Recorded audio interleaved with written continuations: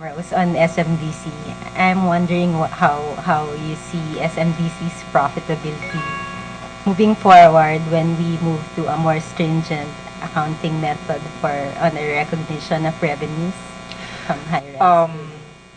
I learned that that will be postponed for now. No, there's no plan to do that. The interesting there is with the well, of course that evens out. The playing field will likewise be the same, Doris. Everybody has to go through that. But the interesting thing here is SMDC has 14 ongoing projects. Well, I think now it's 16, and probably by the end of the year, early next year, 15 or more. We will have projects being 100% completed in various stages, starting next year, starting this year, next year, 2013, and so forth. So there will always be projects that will be completed 100% at certain points in time. So we are working very hard to make sure that the income stream that we are hoping for would be matched by the construction progress that we have targeted. But if it's postponed, do you think that eventually there's still risk of the regulation Of it being rearing its ugly head, of course.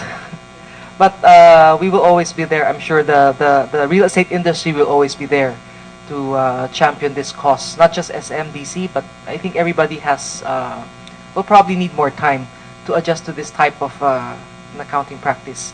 Something which we have been experiencing for several decades, and it's not easy to just change it overnight. So there will be efforts, I believe, to revive it, but there will be also efforts to either be able to be ready for it or to actually justify why it should not be implemented at certain points in time. for Mr. Lim, since you're not availing of the REIT structure anymore, and you said further fundraising would depend on opportunities in the market, maybe know your options and how much more you're looking at in fresh funding if you need more for the second half. No, actually, we're done with our funding requirement for the year, and actually including the first half of next year. So we're not looking at raising more money at this point in time. The accounting principle on REIA property business, you recognize your income based on the percentage of completion. No? So if you only complete 50% of your condominium, you should only report 50% revenue and 50% of the cost. No? That's, I guess, it's very reasonable. Now here comes the US accounting principle. May problema sila nung doon, nung 2008, di ba? Because many of the developers, following the that principle of percentage of completion, magaling yung mga kano no? Hindi nila they report more than the percentage of completion of revenue. Pero doon sa cost, they report below the percentage of completion. So they have a rosy picture, but then it collapsed. No? So they now say the accounting profession in the US say, no, we should change that accounting principle. You can only recognize based on completion. When you complete the whole structure, that's the time when you recognize the sales and the cost. No?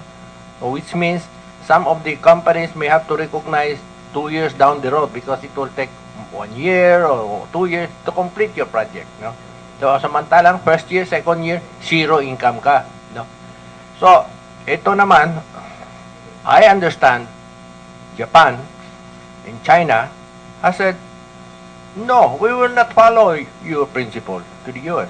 You have your own problem, you solve your problem. Don't bring your problem to us. Why should you insist on us,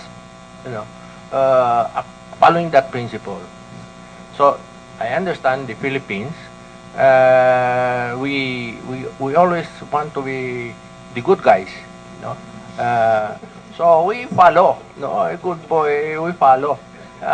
Now, nakita nila problema pala yun, problema, biro mo, lahat na, yung kumpanya in 2 years, if we follow strictly on that, some of the companies will have no revenues, no income for certain number of years. For certain. So, they have now moved their petition against with the SEC to defer the implementation. So what is on SMDC? We recognize that this thing may come. So SMDC is a unique position because marami silang project. You know, they have 7 projects, 9 projects, and each project we cut it into stages. If there are 4 condominium, gawin na muna isa. No? Don't wait until completion of the 4. Gawin natin isa, no? This is what we're doing. So we made a simulation in SMDC. What if we apply that principle of percentage of completion? We did that exercise, and yes, the impact, there will be some impact, but it is not very significant for SMDC because we are already prepared for that. So that's answer. Very good. Good morning po, Ruben Castro Malayo.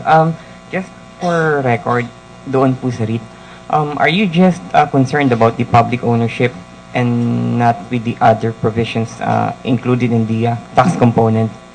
It's a bit difficult to comment on all the provisions of the implementing rules, no? But basically, we view the minimum public ownership as the most critical issue for us, given as what Mr. Shab said, and we felt that we should actually maintain control to have alignment of interest between the REITs and the REIT company and the sponsor.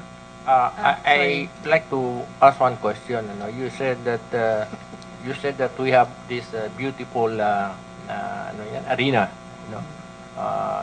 Sa picture pa lang okay ka na, no? But and then you said about the bulldog. Bulldog ba? Oh, what is bulldog? Bulldog is the basketball team of National University.